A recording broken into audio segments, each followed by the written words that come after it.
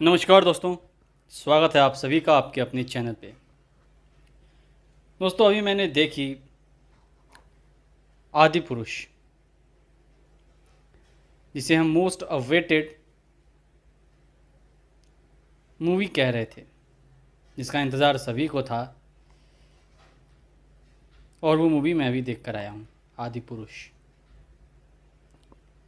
यदि theatre response की बात की जाए तो थिएटर पूरी तरह से भरी हुई थी, एक भी सीट खाली नहीं थी थिएटर में। बहुत से लोग देखने आए थे इस फिल्म को। और जहाँ तक बात की जाए, जैसा कि मेकर्स ने अनाउंस किया था, ऐलान किया था कि हर थिएटर में एक सीट हनुमान जी के लिए खाली छोड़ा जाएगा। तो जिस थिएटर में मैं इस मूवी को देखने गया था, वहाँ कोई भी सीट खाली नहीं था। वो सिंगल सीट भी खाली नहीं था जिसे हनुमान जी के लिए खाली छोड़ना था। बाकी जगह का मुझे पता नहीं। अब बात करते हैं इस मूवी के विषय में, कैसी है ये फिल्म। दोस्तों, मैं आपको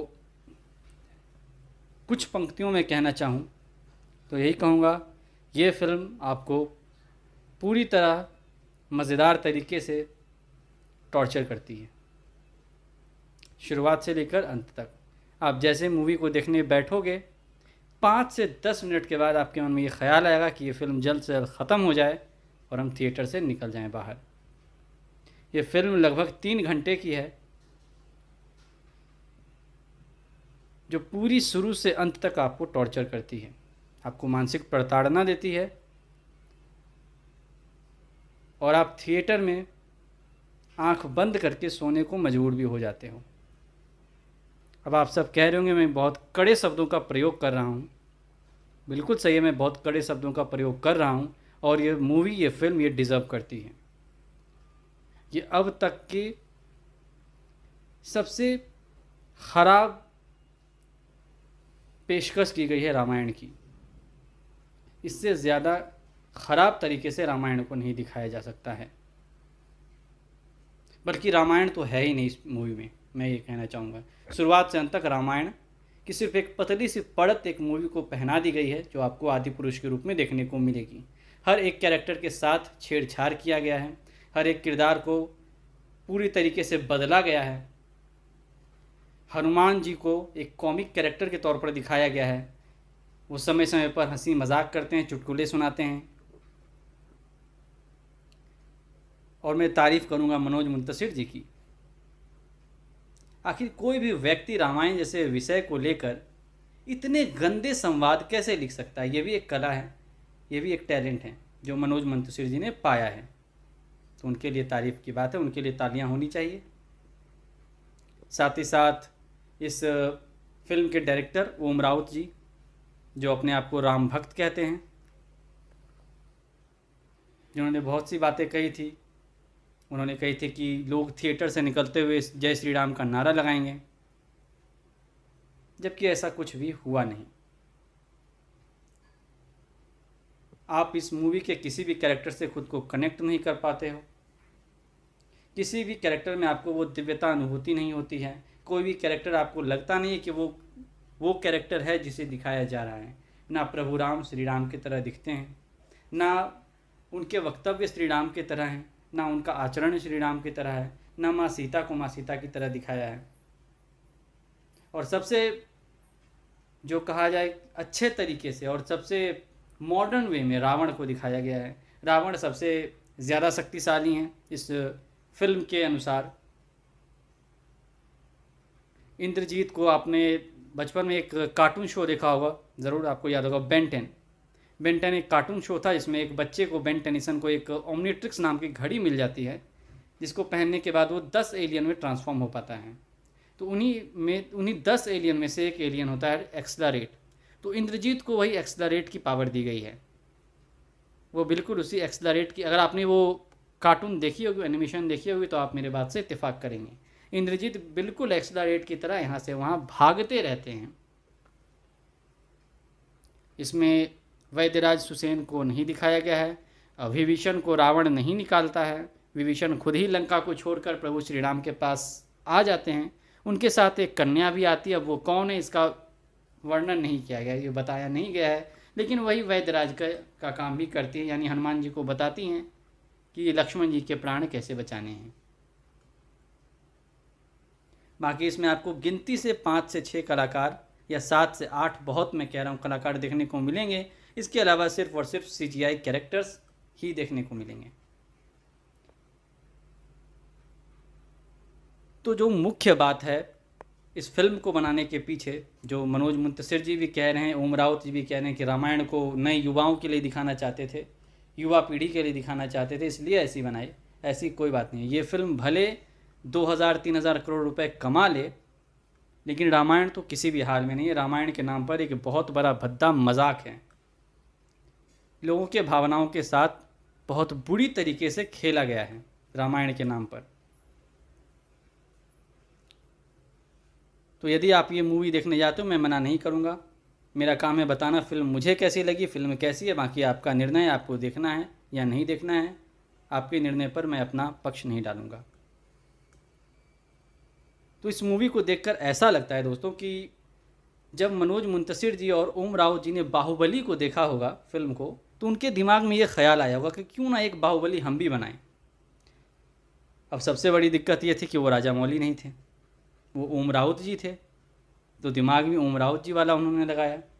बाहुबली के लिए क्या ज़रूरत थी, एक बहुत ही बड़ा विशाल कहानी, और ख़ुद बाहुबली प्रभास जो कि उनके पास थे ही। कहानी कहाँ से लाई जाए, रामायण से बेहतरीन कहानी मिलेगी कहाँ पर, तो क्यों ना रामायण पर ही एक परिकल्पना को मिलाकर कहानी बना दी जाए और दिखा दी जाए बाहुबली 3। और यही काम उन्होंने किया भी, लेकिन इसके कारण से ना वो बाहुबली 3 बनी, ना ही रामायण बनी। उन्होंने एक मिक्स खिचड़ी बना दिया, दोनों ही को मिलाकर, और दोनों की चीज़ों को बर्बाद कर दिया।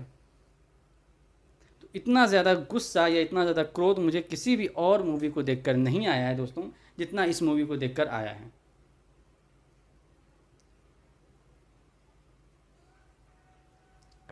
बहुत सारे कैरेक्टर्स को तो वो दिखाना ही भूल गए हैं। ये फिल्म शुरू होती है जब श्री राम का वनवास ऑलरेडी शुरू हो चुका है, और तीनों श्री राम, माता सीता और शेष, यहाँ लक्ष्मण जी को शेष कहा गया है, माता सीता को जानकी और प्रभु राम को राघव। और यहाँ पर जय श्री राम के नारे नहीं लगाए गए हैं इस मूवी में। भले गानों में आपको जय श्री राम सुनने को मिले, लेकिन संवादों में जय श्री राम नहीं कहा गया है। यहाँ पर जो लाइन, जो वाक्य यूज़ किया गया है, इस्तेमाल किया गया है, वो ये है कि राघव है जहाँ, विजय है वहाँ। तो मतलब आप गानों में श्री राम का नाम लेंगे, कहानी रामायण की दिखाने की कोशिश करेंगे, लेकिन पात्र का नाम राम नहीं रखेंगे। पिक्चर में आपको, सिनेमा में आपको एक बार भी श्री राम का नाम नहीं लेना है। खैर, उससे भी कोई फ़र्क नहीं पड़ता यदि आप इसी चीज़ को अच्छे तरीके से दिखाते। आपके पास एक बहुत बड़ा मौका था, बहुत बड़ा बजट था आपके पास, लेकिन आपने सब कुछ ख़राब कर दिया, सब कुछ बिगाड़ दिया। यदि इसके पॉजिटिव पॉइंट्स के बारे में कही जाने वाली बात मैं कहूँ, जो कि एक भी नहीं है, फिर भी मैं अपनी तरफ से आपको, यदि इसमें से ढूंढा जाए, खोजा जाए, तो लास्ट का एक क्लाइमेक्स का सीन जो रावण वध दिखाया गया है, वो भी बहुत ही बुरे तरीके से दिखाया गया है। मतलब रावण को बहुत विशालकाय दिखाया गया है और श्री राम उनके सामने बहुत छोटे से हैं। रावण श्री राम को हाथ से उठाकर फेंक देता है, श्री राम पे शस्त्रों से प्रहार करता है, श्री राम घायल हो जाते हैं। किसी के पास न रथ है इस मूवी में, ना ही किसी के पास कोई अस्त्र शस्त्र हैं लड़ने के लिए। रावण के पास कई तरीके के अस्त्र हैं, वो त्रिशूल से युद्ध करता है, श्री राम भी धनुष्यबाण से युद्ध करते हैं, ये चीज़ दिखाई गई है। इसके अलावा और कुछ भी नहीं है। विभीषण अंत में श्री राम को ये रहस्य नहीं बताता है कि रावण के नाभि में अमृत है, वहाँ पर आप वाण मारोगे तो रावण की हत्या होगी। श्री राम को ये चीज़ खुद ही पता रहती है पहले से। चलो ये भी सही। इसके बाद अगली कड़ी में यदि आया जाए, एक भी कैरेक्टर के साथ दोस्तों, जो रामायण हमने देखा है, पढ़ा है, सुना है, जाना है, हर एक कैरेक्टर के साथ लगाव है, कनेक्शन है। यदि आप श्री राम को ही देखें तो जब माँ सीता का हरण हो रहा है तो ऐसा वो दृश्य है कि लोग जुड़ जाते हैं उस कथा से, उस कहानी से।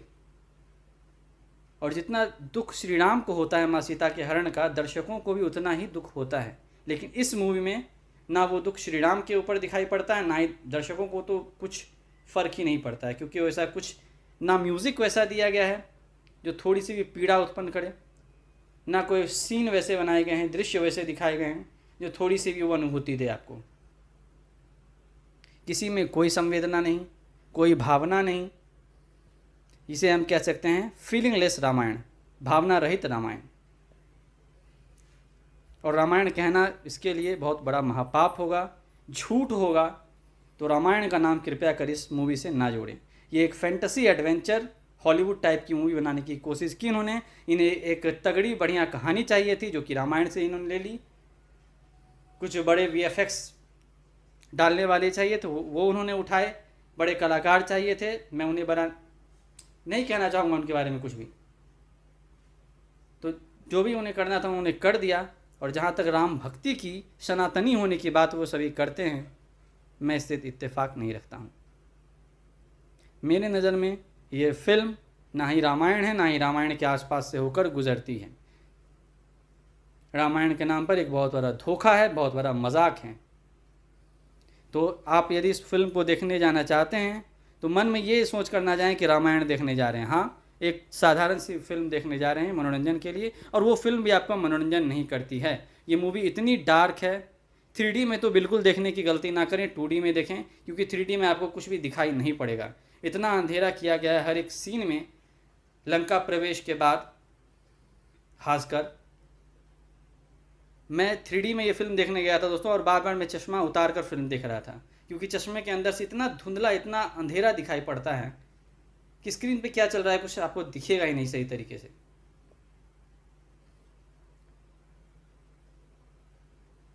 तो ये फिल्म दोस्तों, ये मेरा मानना है, भले कितने भी पैसे कमा लें, लेकिन ऐसे फिल्म सफल नहीं होनी चाहिए, क्योंकि अभी और कई सारे रामायण बॉलीवुड की तरफ से या हमारे फिल्म इंडस्ट्री की तरफ से बनाई जानी है। और अगर ये फिल्म सफल हुई तो आगे जो भी रामायण बनाए जाएंगे इसी तरीके के बनाए जाएंगे, इसी से प्रेरणा लेंगे लोग। तो अभी समय है कि इस चीज़ को यहीं पर रोका जाए, ताकि आगे कोई ऐसा करने का ना सोचे। और ये हमारी रामायण तो बिल्कुल नहीं है। इसके अलावा मैं फ़िलहाल अभी कुछ नहीं कह पाऊँगा दोस्तों। मैं अभी कुछ समय पहले ही, आधे घंटे पहले थिएटर से निकला हूँ फिल्म देखकर, क्योंकि इतना गुस्सा मुझे ऐसे कभी नहीं आता है, ना ही आपने मुझे कभी इतने गुस्से में देखा होगा। तो इससे ज़्यादा मैं आगे कुछ नहीं बोलूँगा, बस यही कहूँगा कि अब तक की मैंने जितनी फिल्म देखी है अपने जन्म के बाद, ये बहुत बड़ी बात है, उन सभी में से सबसे ख़राब, घटिया, वाहियात और जितनी बुराई की जा सके वैसी फिल्म ये है आदि पुरुष। 0 स्टार्स मेरी तरफ से। आपको म्यूज़िक भी बांध कर नहीं रख सकती है। स्क्रीन प्ले इतने गंदे तरीके से लिखे गए हैं, संवाद इतने गंदे तरीके से लिखे गए हैं, कुछ कहा नहीं जा सकता है। यहीं पर मैं अपनी बात को रोकता हूँ। जय श्री राम। आदि पुरुष को रामायण की तरह ना देखें, यदि देखते हैं तो भी। बस, धन्यवाद।